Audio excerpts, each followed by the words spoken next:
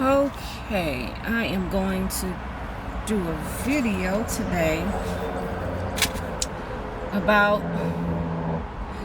I feel like it's going to be random because every time I try to give myself an agenda on what I should talk about or how I'm feeling for the day, it kind of just goes wherever it wants to go anyway.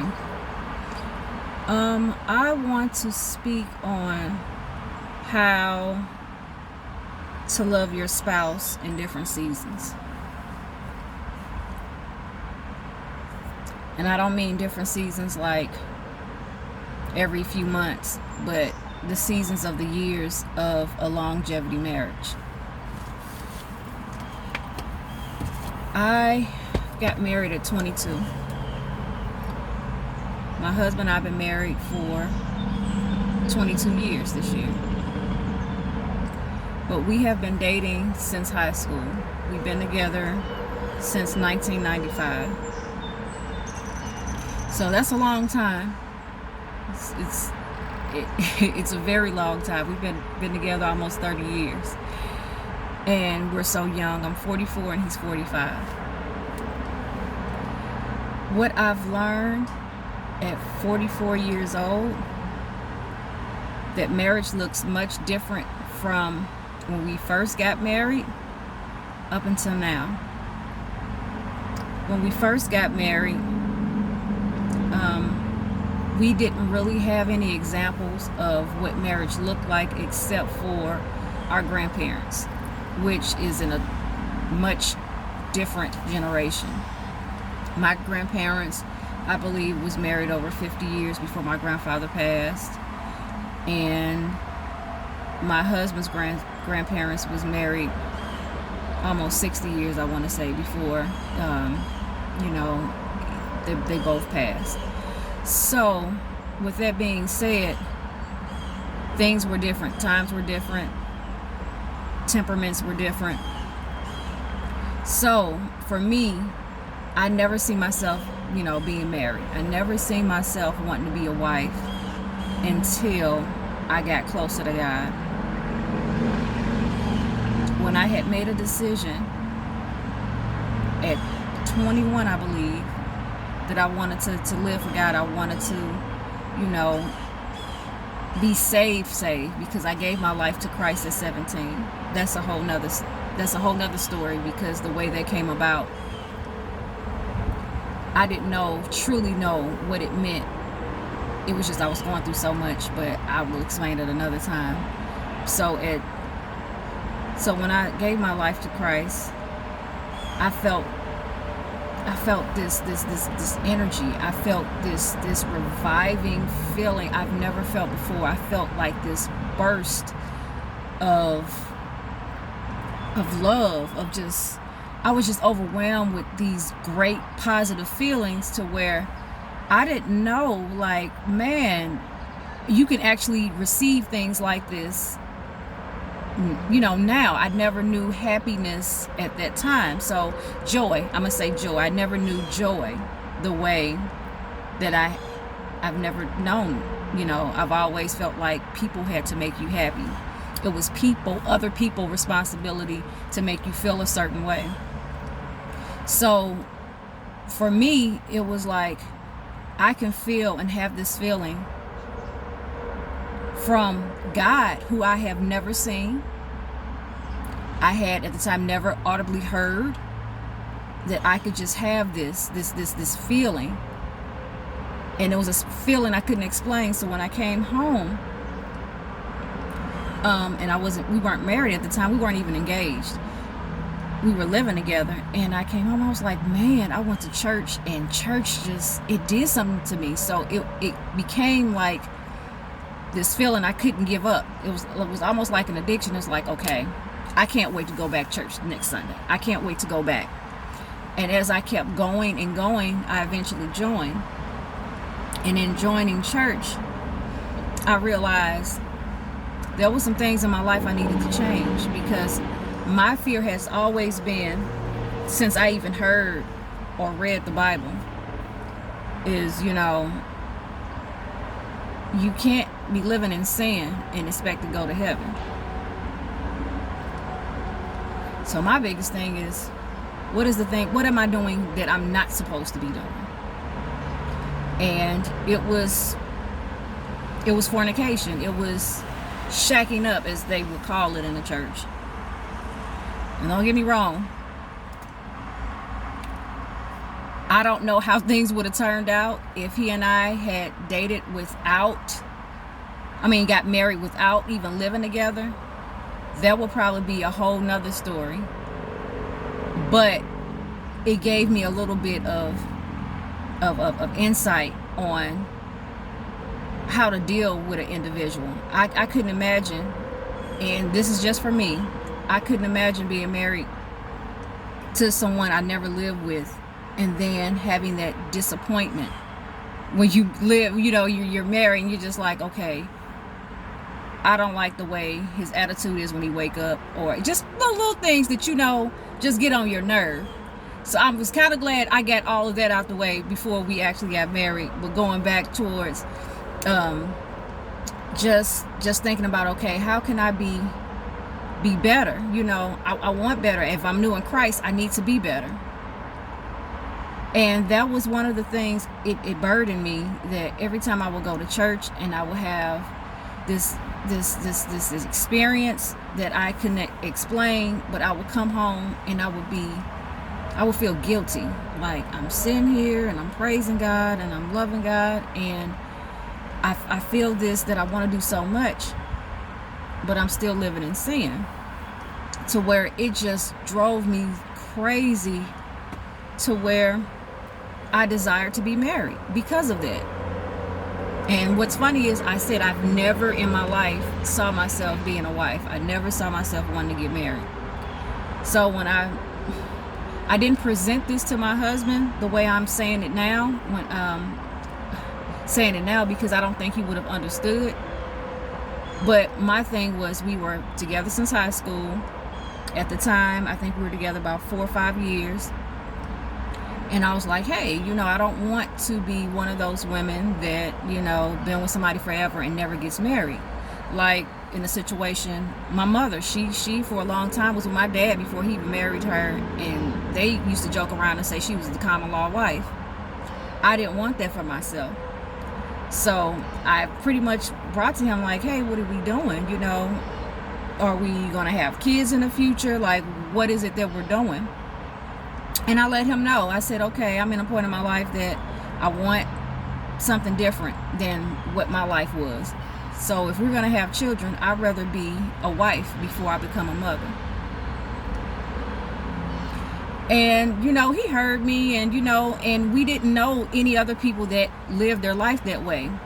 And to be very candid, we will say the way we did things was not the way other black people that we know did things. So people looked at us like, oh, you all are trying to be like the white people, which is funny, because why things that's done in order has to be about color. That's a whole nother topic. But it was just so funny to me, is because nobody was on board. They either thought I was pregnant, is the reason why I wanted to get married. They thought a whole bunch of things. But in that time, I just felt I wanted something different. And I know I wanted to be right with God. And to be right with God, this is something I ain't doing right. So, it was a year. Yeah, so about 2021, when I was 21 years old, is when I really just getting into God. And just, so after that, my husband at the time, we had a disagreement. We had an argument. It was Christmas of 99. And things looked like it was going to be done and over with as far as the relationship, because of an argument that we had. We got through that argument, and I had told him, like, hey, if marriage ain't the next step, then I don't know, something else gonna be different.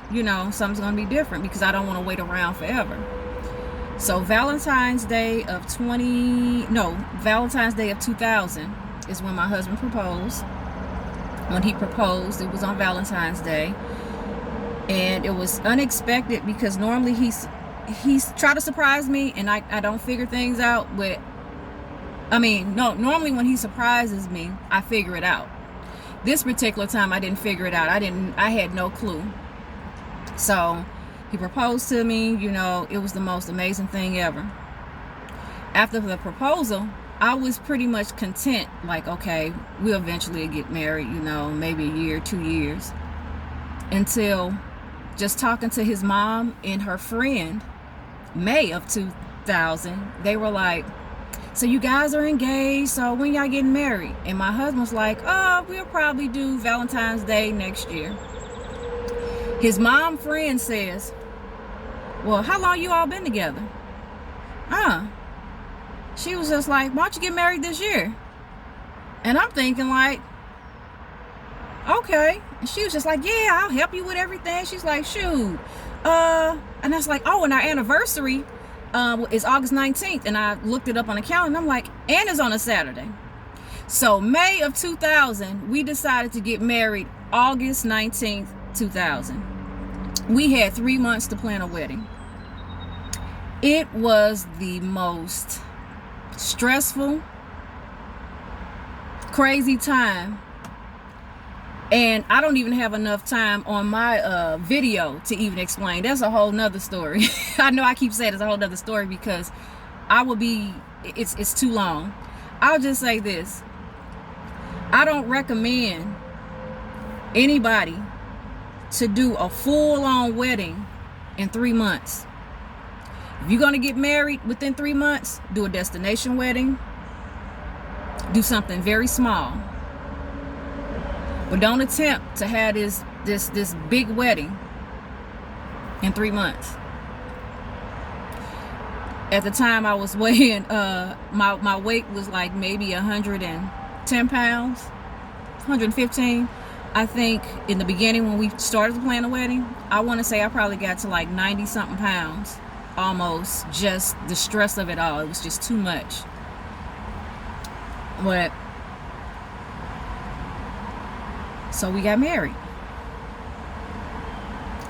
and in my mind, every disagreement, every argument, everything is going to be perfect after we get married. Now, grant this: before we got married, the pastor that was pastoring the church that I was attending, that I was a member of, he wanted to do a 6-week premarital counseling. But he didn't know at the time when we first started going that we were living together. So he's prepping us the first meeting. He was just like, oh yeah, and it's going to be things that she does that you don't like. And so as he's finishing, and we're looking at each other like, you gonna tell him or I gonna tell him?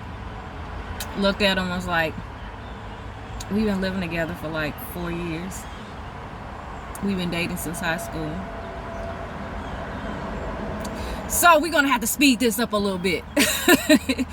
And so he was thrown back. He was kind of like, well, you know, you guys gotta sleep in separate rooms. We didn't. But that's a whole nother story. But yeah, so he was so we had to have the premarital counseling, to me, which was still beneficial, because we got a book that's called Equally Yoked. I believe it's something about being yoked, being spiritually connected with one another.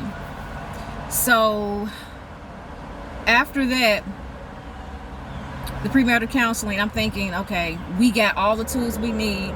We gonna rock this thing called marriage. We're the only people we know that our age. We had a lot of friends, a lot of cousins, a lot of everybody, our peers around us, same age. The ones that was just like, nah, y'all too young to get married. But those were the same people that had children already and were living with people. But somehow marriage was just this big old thing that, oh no, that ain't what we do. To be with somebody for the rest of your life. And I'm just thinking, like, you don't think you got to be in this person's life that you have kids with, that you have a child with? You don't think you're going to be seeing this person for the rest of your life?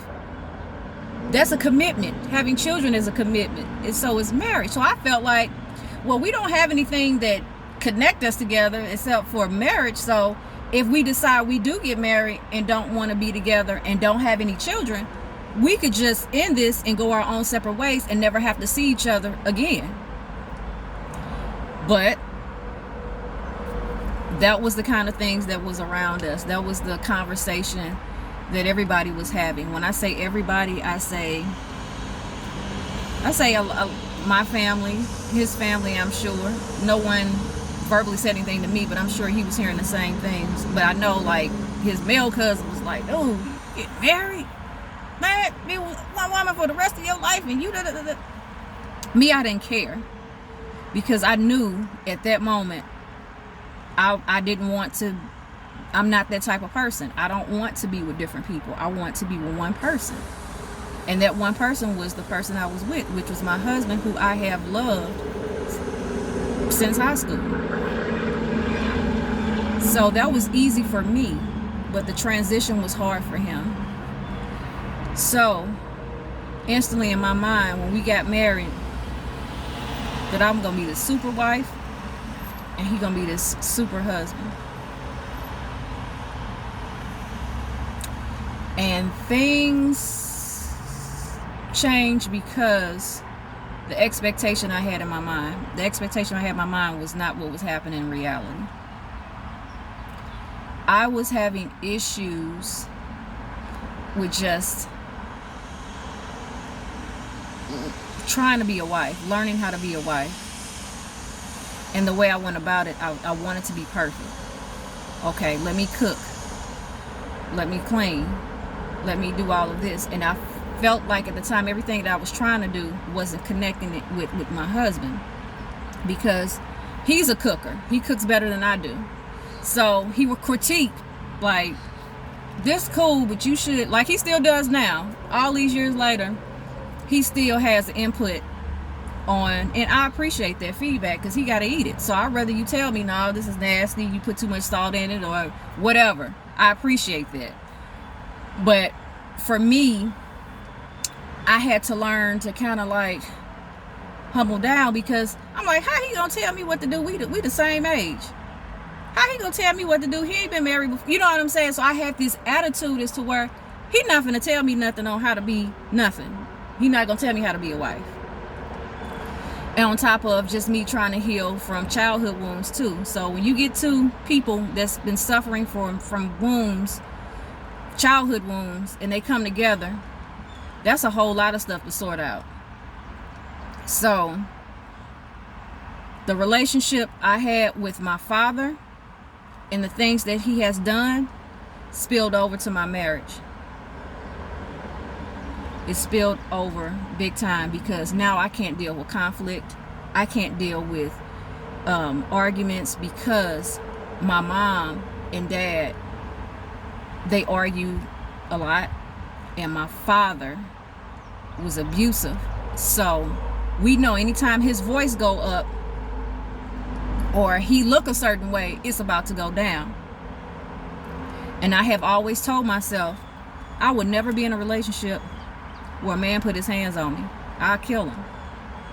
And I meant that, because I felt that way about my daddy. Like, I'll kill him. But I'll say this, I thank God that it didn't come to that point with my parents, that I've been put in situations where things could have went wrong when my parents were fighting, and I was there in the middle of it. But I keep saying that's another story, but that's something else. Every time I bring up something, it brings up another conversation. But so anytime my husband and I, we would have an argument, I would get upset, I would get mad, I would start crying. And if he got loud, it triggered me, and it made me defensive, like, don't get in my face.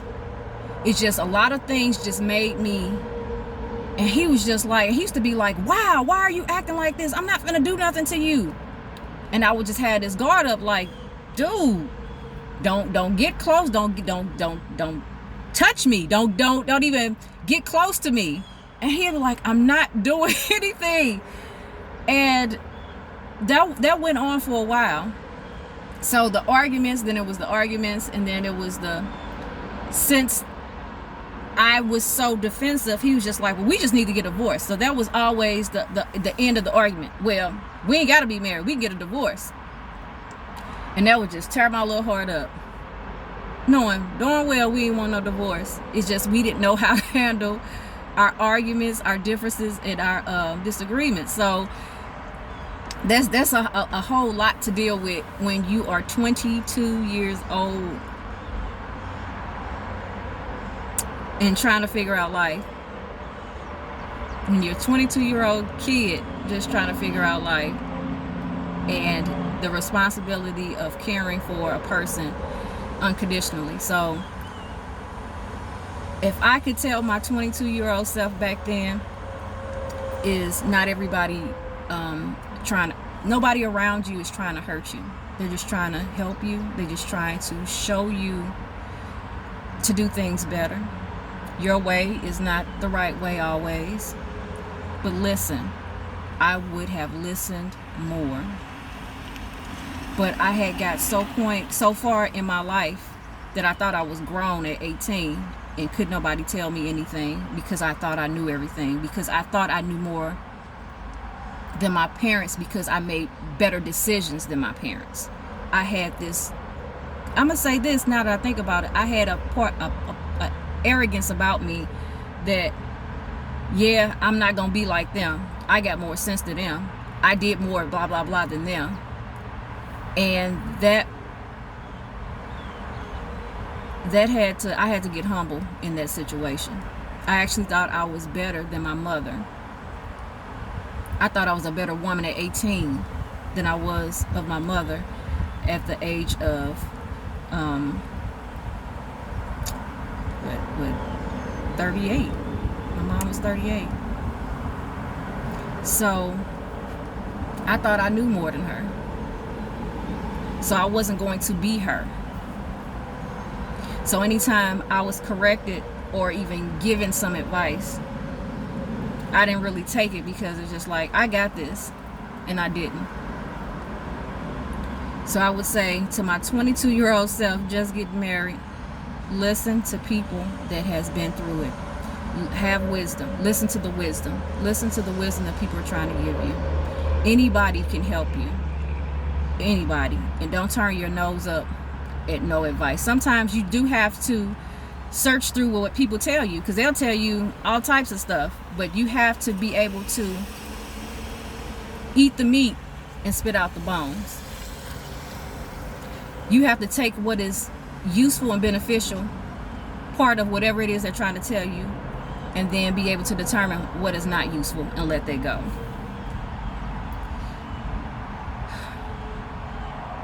So yes, I'll probably do more parts of this video, but just the beginning of marriage and the different seasons that we've had, I can say so much different.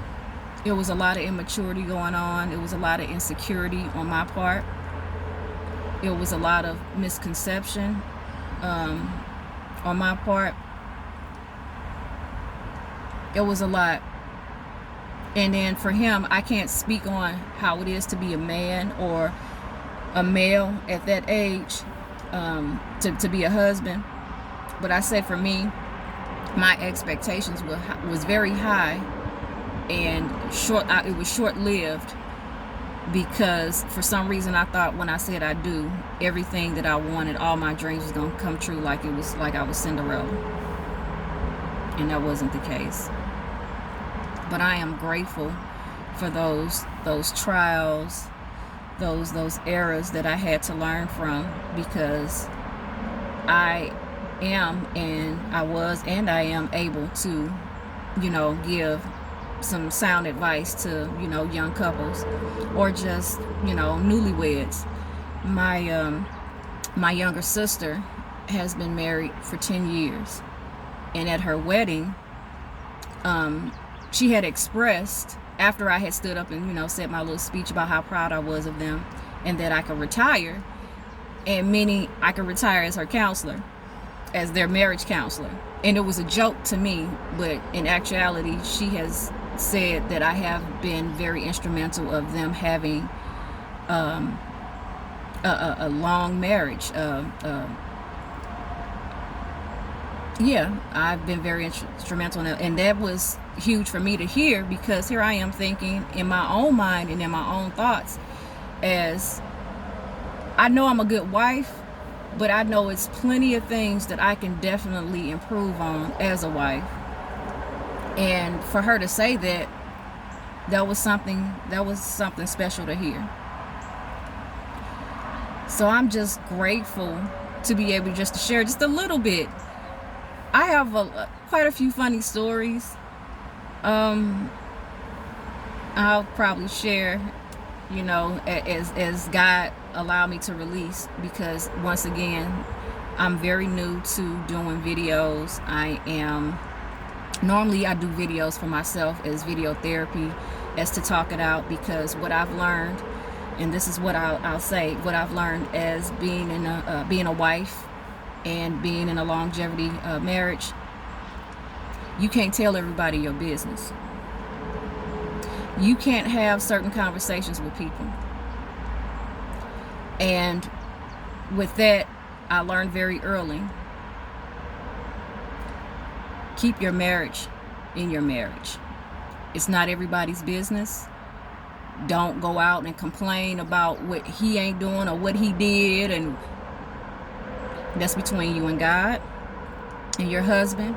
And if you are blessed enough to have someone that is mature enough to cover you, that you can confide in and speak to about your marriage, I suggest that you do that. Don't talk to your single friends about your marriage in a negative way, because they look at that and sometimes they envy it, and you have to watch out for those people around, sometimes around your husband. So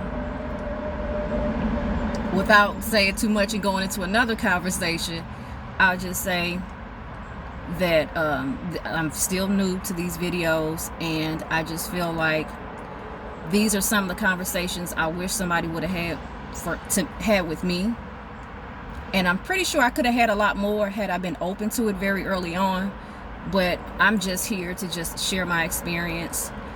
I didn't know what this channel was going to be about, but somehow people keep telling me that I should talk more about being married, since I've got married at a young age, and that's, I guess that's part of my ministry. We shall see. But I know these videos are very helpful to me, so I decided that I would start making videos to share, versus to just making them just for myself and just keeping it to myself, because what good is it for me to have insight and gifts and don't share it with other people that may be able to help them in the situation that they're in? So I want to be the vessel, I want to be a great servant to God. And I think for me to be a great servant, I have to share my experiences and just tell how God has been good to me and in my marriage. So I'll be posting up more videos as I pray about it and get comfortable enough to do more. But I'm just very, very grateful for God. So let me just say that this is all God. This is not me. This is something I didn't choose to do, but I'm feeling the need that I need to do it. I'm feeling the push to do it. So thank you if you took the time to watch all 30 minutes of this video. God bless you. I'll see you next time, and thank you for watching.